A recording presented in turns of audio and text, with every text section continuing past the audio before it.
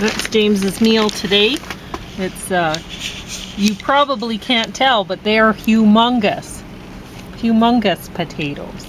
So I decided to make them into a treat. I'm going to talk about this. So here's some calories, 2 tablespoons and 2 grams protein, not very much. And this, if he puts it on, 2 tablespoons, 60 calories, 6 grams of protein. So we're going to talk about Renaissance, the Blood and Beauty, which got top of the stack, against Oh Hi, Nobody 2, Amazing Race 33rd season, Dangerous Animals, Outrageous, Downton Abbey, all that, and Fantastic Four right at the bottom of the stack. So, calories for spinach, 2 cups, 25 calories, 2 grams of protein. That's pretty good. So, oh, I should show the protein on this. So, there it is, 360 calories, 14 grams of protein, and I just got this because it was on sale for clearance price. So that's, well, it has tuna in it. It has no salmon. But what I was going to say is a lot of those calories are from the couscous, and they're not very good calories.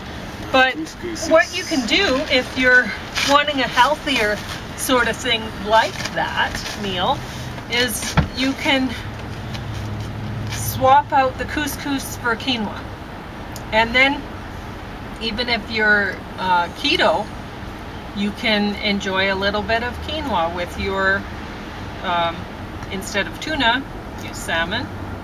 James mentioned salmon pieces in there, and if you want to make it a better salad, use spinach. Lots of spinach. You can put 2 cups of spinach with that sort of thing, and you'd have an awesome meal.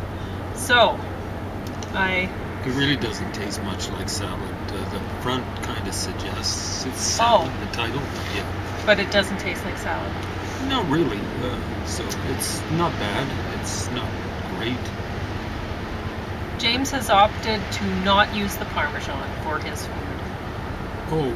But I guess you'll see it. Maybe it's flavorful enough without it or something. I think I'll see because that for, I've got some orange, I've got some spinach and stuff like that. Sure. Parmesan goes well with spinach, probably. So I don't know if she invented that, but she's discovered it. Cheese goes well with spinach. But I guess I should talk about that too. So, in James's meal, he has a lot of cream cheese, a lot of, well, not so much, but some cheddar and stuff like that. So there's cheese in there, and that would contain calcium. And so, is he absorbing the iron from the spinach? I don't know. The calcium blocks it. Calcium blocks it. And so there's a kiwi over there, and that is packed full of vitamin C. So if he eats the kiwi, is he absorbing the iron from the spinach? Probably. Because, but I don't know, right? That's the thing about is to balance stuff. That's all. With trying to get different nutrients from things. Well, you just kind of look at, well, this blocks this, but how much does it block it? And this helps the absorption of this. How much? And you just do your best, right? If you're eating healthy food and you don't eat the same thing every time, and you don't eat it the same way every time, you eat like your spinach, one day it's with a quinoa salad and this and that, and another day it's in potato skins. Well, it'll probably work itself out, right?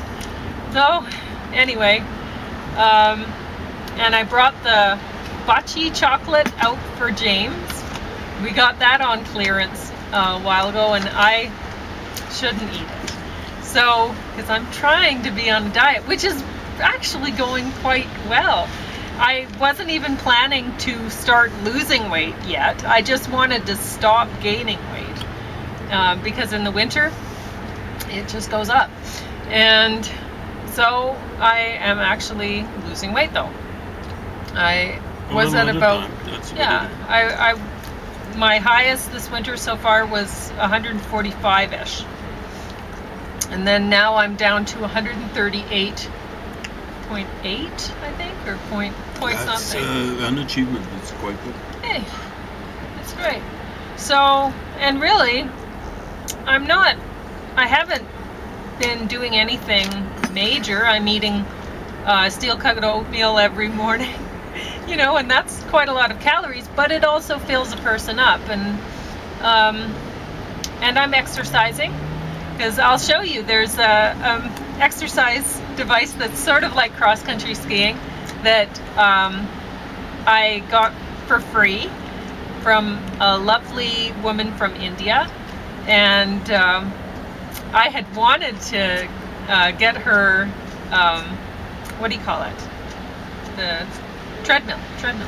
But her daughter decided to keep that.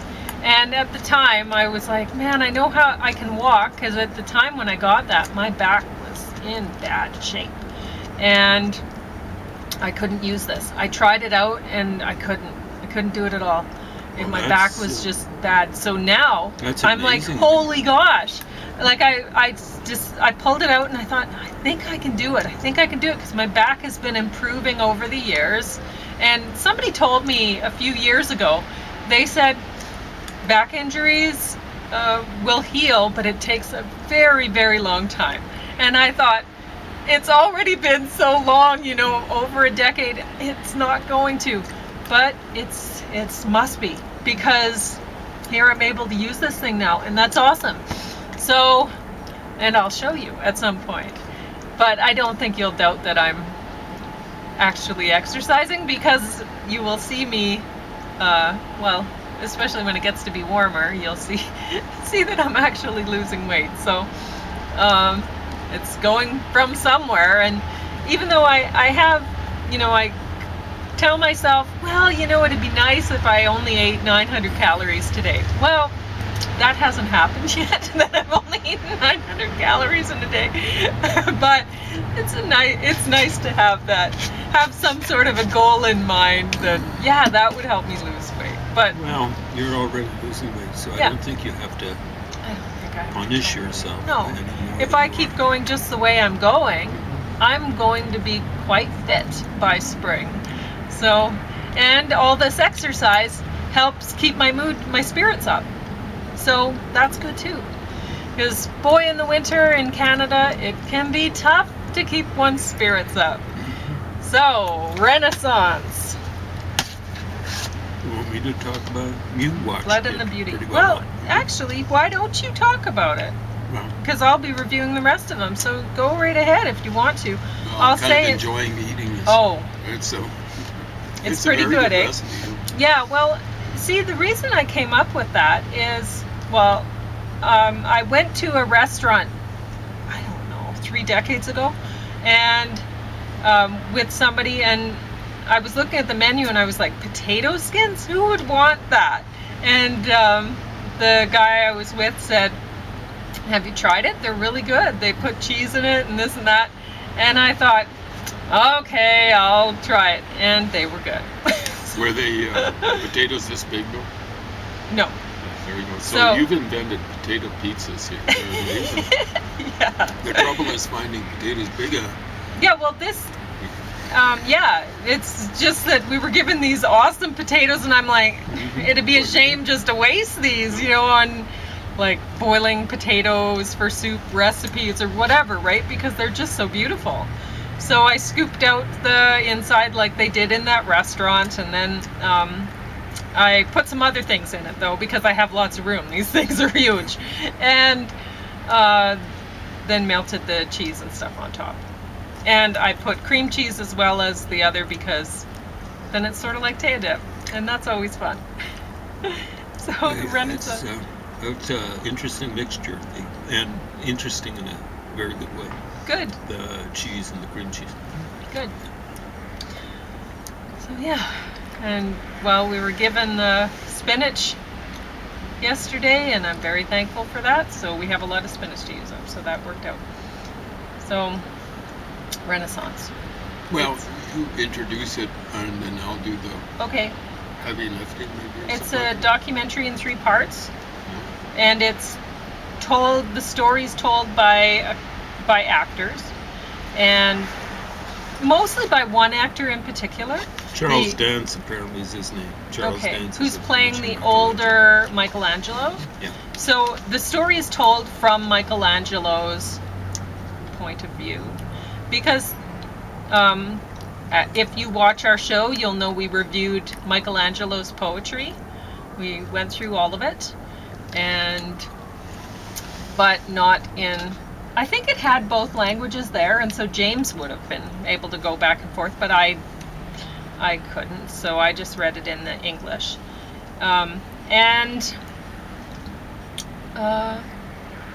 It was technically not bad, but I didn't really like it, to tell you the truth. But still, amazing that he wrote poetry, and amazing that he managed to do some painting, and even though he didn't feel like it was his calling to do so, and he still managed to pull off some impressive work, even though, I mean, his sculptures are better. Way better. And he knew it. But as an artist, you gotta feed yourself. You have to keep producing art, and if what is wanted is painting, yes, you got to do that, even though you know that you're a better sculptor. What do, right? You style yourself as an artist, you better feed yourself, like Pauline says. Yeah. Don't be depending on me and Pauline and other taxpayers for your living. And speaking of that, I mean, they really were depending on taxpayers, because the church was taking a lot of money from the public to pay for the art. Mm-hmm.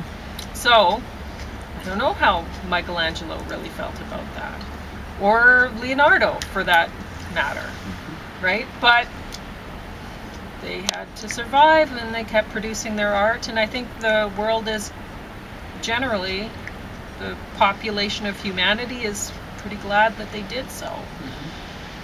But having said that, this documentary was done by the BBC, and the BBC has some problems.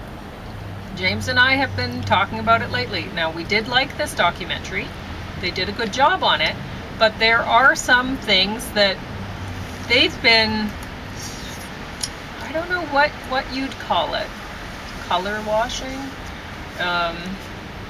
They're doing some incredible things with the BBC, and one of the things that bothered both of us about this was they talked about all of this, like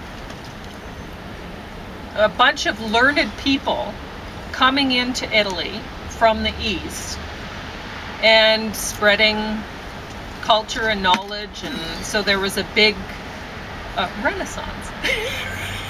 And so then they did talk about, so one watching it will go from the East, East, so that must be in China or something like that. Well, no. It's coming from very near East. It's coming from Greece. Which isn't East. Which it's isn't only really relatively East.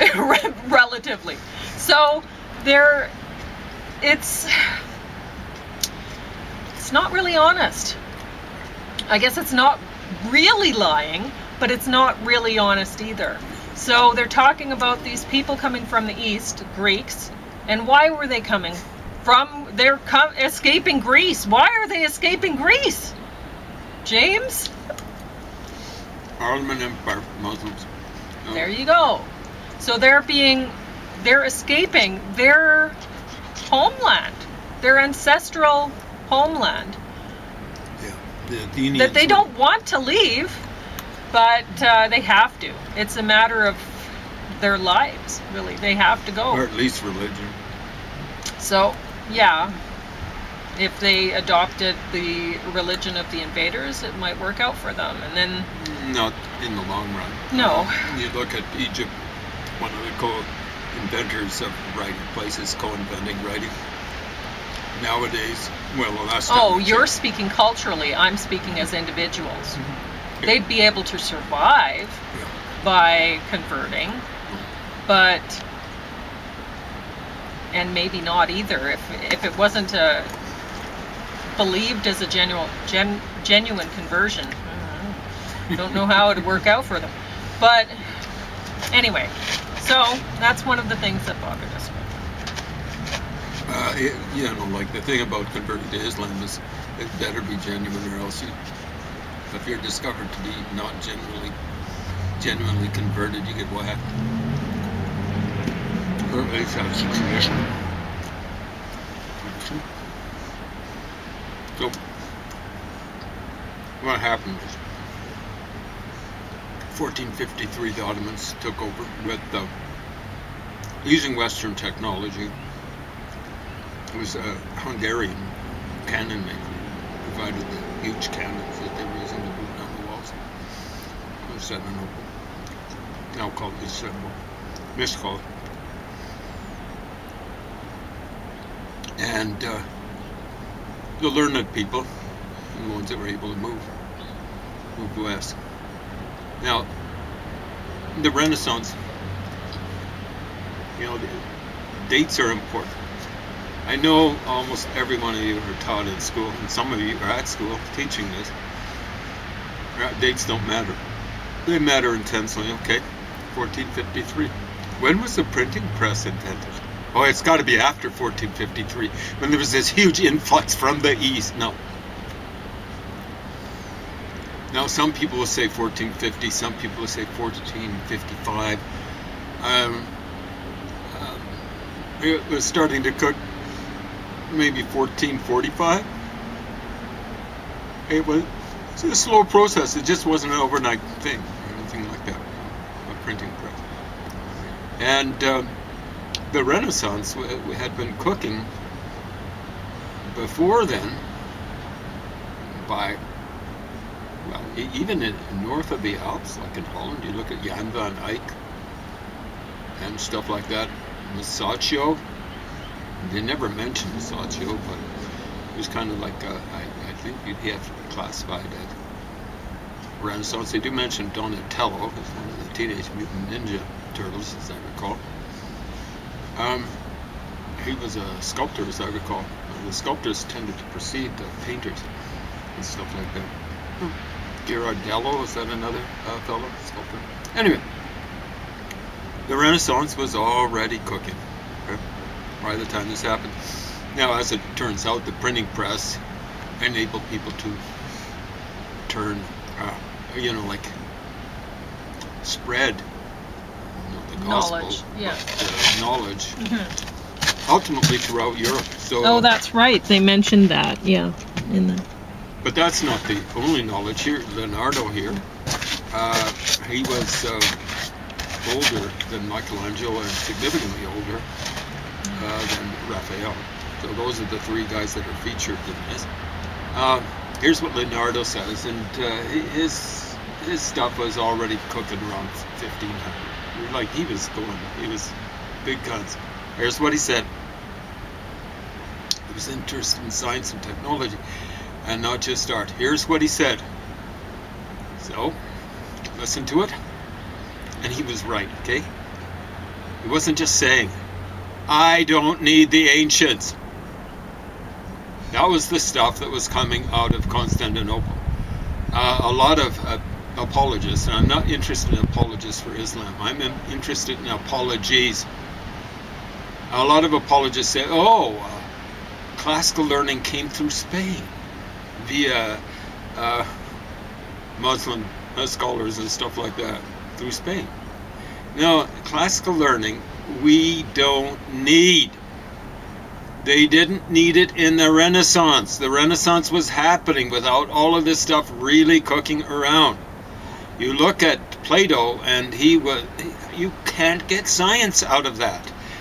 The Renaissance is a step in, there was an earlier Renaissance, people are saying now, in Europe, before the Renaissance. It starts around 1400.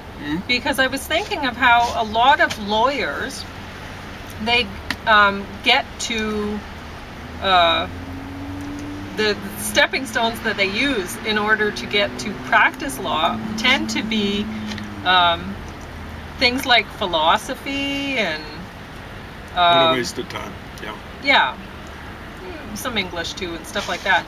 But that's really, a waste of time. you know, I used to think I'd hear about, oh, so and so was a lawyer and they became a best-selling author, and I used to think, wow, well, they're, you know, lawyers, they're really something. And you always think, oh, well, lawyers are doctors, but really, are they? Are lawyers really? We're watching one of these movies, Outrageous.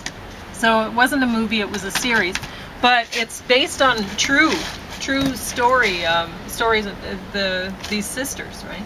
And the one woman, one of the sisters, was a writer. She was writing novels and such things, and she was quite successful at it. But she didn't have any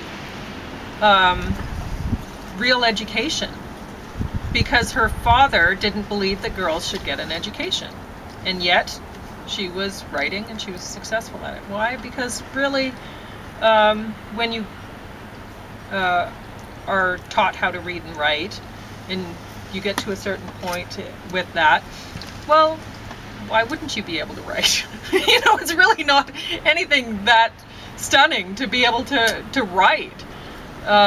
In our culture, everyone should be able to do it. So really, like, we were talking about Douglas Copeland a while ago, reviewing his stuff, and he'd mentioned that 1 in 9 Icelandic people published a novel. And why don't we? Why don't 1 in 9 Canadians, 1 in 9 Americans, whatever? At least writing. Because we're literate. So barely. It's okay. It's supposed to be. Yeah. It's not hard. Like, I remember I used to think it was so tough, and James said, okay, well, you've written essays. Imagine writing, you know, this many essays. And, well, there you go. You've written like a novel, like, big deal. And so, yeah, then that was one of the projects I was working on last year, was writing a best-selling novel, which I haven't even bothered to try to get published or anything yet, but I imagine I'll publish it. I finished it, yeah. And honestly, I think it's awesome. So it's a lot better than a lot of best-selling novels that I've read. So we'll see how it goes. One day I'll get around to letting somebody else look at it besides my mom. But anyway, more to say about Renaissance, or and we can see, you know, they emphasize that Raphael was the youngest of the three, was a colorist, and he was. You can see it in the paintings. Yeah, his colors are nice. And I really wish Michelangelo had spent all of his time doing sculpture, because I don't know anyone up to his point in time. And that includes the Hellenistic Greeks and the Romans. The Hellenistic Greeks are probably the best. Were ever as good at sculpture. So Michelangelo, they've got him quoted as saying, Leonardo didn't do enough. No, he did just about the right amount. He spent a long time studying, preparing for stuff. We've and you look at his some stuff, great courses and on you this say, stuff, and they're better than this. That painting is worth what? Look at all the characters in that. Each one is realized.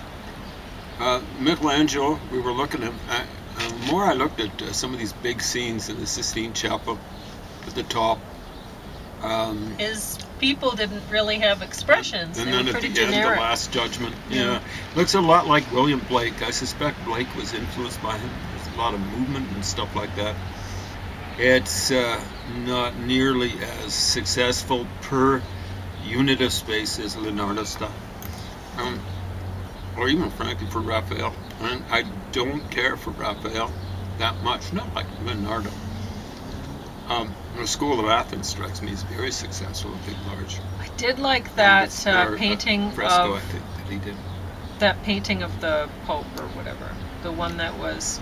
He could capture personality. It's incredible how he captured emotion and personality on that. So you got a really good sense of the relative merits of and strengths and weaknesses.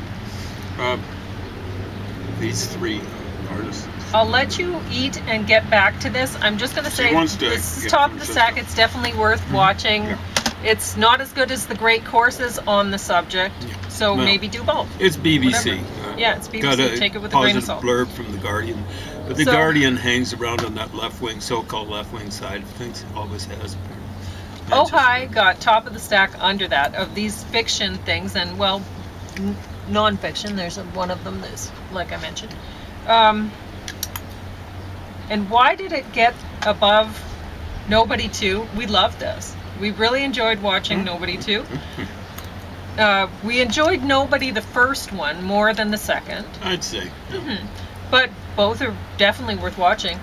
Ojai, this was, I laughed a few times, and honestly, maybe not as many times as here, but different kind of movie, and this was pulled off with a smaller budget, way smaller budget. This looks sort of like a university project. The person who made it, let me see if I can find her name here, because it was mentioned again and again and again, because Sophie Brooks. So she directed it, screenplay by, story by, produced in part by her and David Brooks, which may be a father or something like that. So awesome. Wow, Sophie Brooks, did you ever do the job? This was great. So I'd love to see it when people pull off a movie and they don't have a big budget, but yet it works out. When you have a big budget and it works out, well, that's great too. When you have a big budget and you're bottom of the stack, wow, there's some problems. So, Nobody 2, we laughed quite a few times. There was one thing about Canada there, we were like, but... Well, it sounded like Donald Trump, and I'll talk about this at length some other time about what... this is a whole complex of things. It used to be Rambo, where you had superhero almost kind of guys doing this kind of stuff, wiping out bad guys. Now it's just regular type of people, and regular type of people are eating this stuff up. It's like Die Hard. It's like this one series. It's going to be a series. Or it's like the things with Keanu Reeves, whatever that's called. Yeah, we're seeing a lot of that sort of stuff. Liam Neeson was doing stuff like that. People, regular, middle, and lower class people in North America are feeling really trodden on. And guess what? They are trodden on by the elites. Those are intellectual and economic elites. Yeah. They're not being served by the political system. Working families. Lower and lower middle class in particular, but not exclusively. So, Amazing Race 33rd season. Wow, they've been going for 33 seasons. That's amazing in itself. And I won't say who won, but I am glad that they did. And there's one couple that they kept calling themselves athletes, and they were the least athletic of the whole bunch of people. And they fought constantly. It was not fun to watch them. I was going to say,